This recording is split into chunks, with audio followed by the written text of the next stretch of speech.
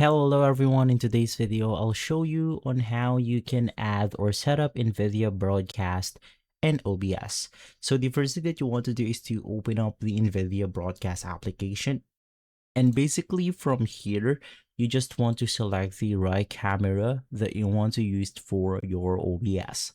So for example, let's say that we want to use the Droid Cam video, or let's do something like the phone that I have right here. So let's just simply click on it and we'll be able to connect with our camera.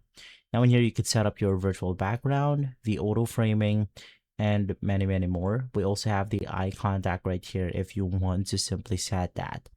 Now from there, you just want to exit out of OBS, making sure that we have restarted the application altogether.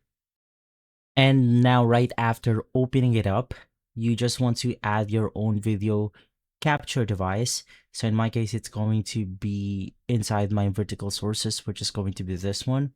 But if this is your first time setting it up, you could just simply right click on it, click on add source, and then you want to select the video capture device. From there, head over to properties, and then we have successfully enabled the camera and NVIDIA Broadcast.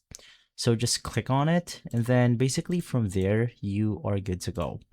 Now take note that right after installing the NVIDIA Broadcast, you actually have to restart your OBS in order for it to work and detective. If this video has been helpful, leave a like, subscribe, and follow us for more videos like this. Thanks for watching.